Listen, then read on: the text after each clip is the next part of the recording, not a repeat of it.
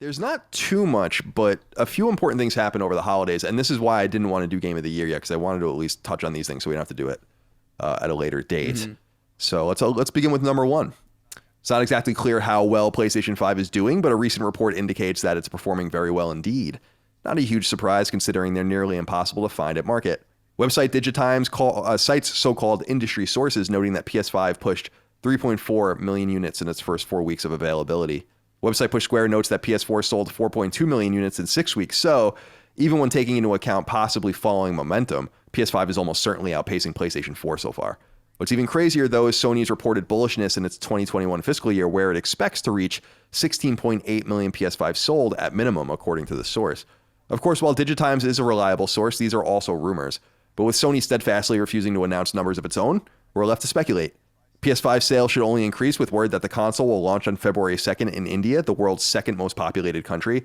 And news out of Japan, as relayed by Kotaku, indicates other recent rumors we've discussed on the show were true. In Japan, anyway, Sony has indeed cut all PS4 production outside of the standard PS4 Slim model.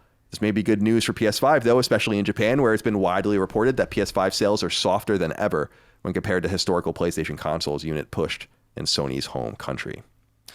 So there's a few things to get into here, Chris. Yeah. Let's split it up here. Liam Wilson wrote into us and said, the PS5 launch in Japan has been the worst in terms of sales in PlayStation's history. Do you think this is because Sony is neglecting their home turf in favor for the more profitable Western markets? Is this a smart move? Because I can't help but feel neglecting Japan will only drive Japanese studios to abandon PlayStation in the long run. I feel like I've been seeing these stories about PS5's performance in Japan, which is not good. Comparably, there's actually a really interesting bar graph that shows like how precipitous the fall is. I think even compared to like definitely PSP and even Vita, and I don't know that it really matters to them. There's 100 million people in Japan or so, and the worse their PlayStation sales have gotten, the better PlayStation has done.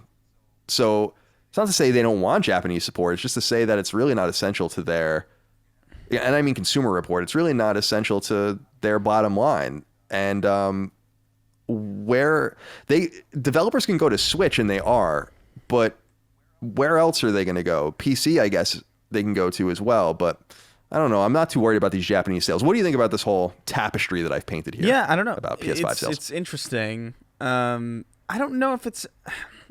See, the thing, it's always weird talking about like different countries and their economies, because quite honestly, I don't know what the hell's going on in Japan that might also factor into this.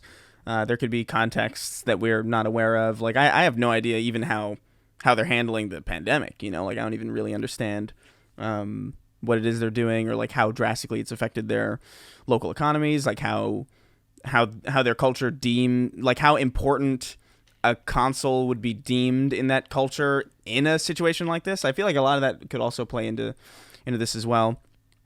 Although that is just kind of like a wild guess. I do think that there is a potential feeling of maybe neglectfulness on their part. I'm sure, like, I mean, the fact that the PS4 launched over here before it launched in Japan is that's a pretty wild thing in and of itself, and that was 7 years ago. So, you know, maybe that has something to do with it. I think honestly, though, I think you're right. I think it's not really that important, because I think they know that they're eventually going to sell a ton of PS5s in Japan anyway, because their only real competition is Switch, and they're not really offering the same thing. I really do think it's more of this is an expensive machine in a time of crisis, and maybe the Japanese are a little bit more disciplined than we might be.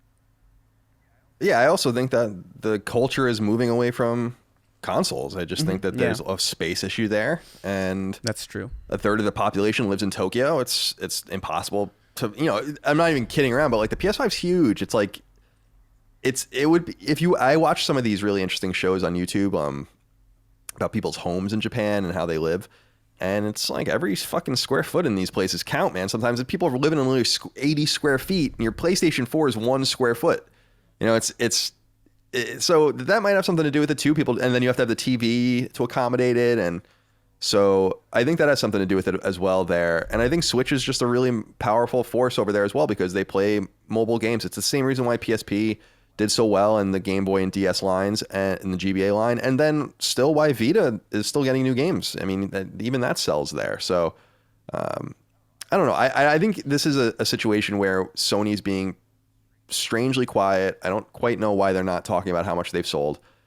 I think it's weird at this point. And I feel like we all kind of know that it's selling very well, and so you kind of have to look for a problem. And this is the problem in quotes is, well, it's not selling well in Japan, and it's like, well, who really cares? You know. And it's worth noting that, and you made a great point. That PS4 came to Japan late, but they actually flipped the script and made Japan get it day and date with the US and some other places, like Canada, the same day that we got PS5. So they tried to show them love. The other thing that I wanted to talk about from this news, Calvin Kirstein wrote into us about. He says, "Hey fellas, and Happy New Year. First of all, congratulations on the expansion of Last Stand." Thank you, Calvin. "You guys truly listen to your fans, and that's really appreciated. Last Stand is easily the best bang for one's buck. It's a no-brainer to keep giving you my money each month because you guys work so diligently on all this great content." He did say that. I didn't just write that and make that up. So Sony's strategy is to simply have one PS4 SKU available in Japan, and rightly or wrongly, they've gone with the Slim. If you guys were making the decisions at Sony, imagine the possibilities, and had to choose one PS4 SKU to keep on sale, which one would you opt for? Perhaps Sony is looking to attract buyers with the cheapest possible option. Curious to hear your guys' thoughts. Thanks for all your hard work and stay safe. So we reported on the news a few weeks ago that the PS4 Pro website in the US says that it's sold out and that they don't intend on restocking it. And then we got this news that the PS4 Pro is essentially canceled in Japan. So I imagine this is going to eventually touch everywhere. How do you feel about the perceived abandonment of PS4 Pro in lieu of the PS4 Slim model, which is basically the 2013 version of PS4 truncated? I think it makes sense. I think, honestly, like I think the PS4 Slim is, it's not a powerful machine. It's not going to run like the latest games. It's not going to be like a performance beast. It's built to, play the games that are on PlayStation 4 already. And it's the cheapest one to buy, and it's potentially, like I would imagine, the cheapest PlayStation 4 to make at this point in its life cycle. I'm sure the parts are way cheaper. I'm sure it just makes more financial sense to take all of the money and time that you would spend making something like a PS4 Pro that's pretty strong, but still not as strong as a PS5 and more expensive to make than a PS4 Slim. It just makes more sense to reallocate those resources into making more PS5s, which are more in demand, more technologically relevant, and making sure that if people still want a PlayStation 4 for, maybe they're not really all that interested in PS5, or maybe they're not all that interested in performance heavy machines. Maybe they just want a small machine to play games and get people on the PlayStation platform. I think the PS4 Slim makes a ton of sense in that regard.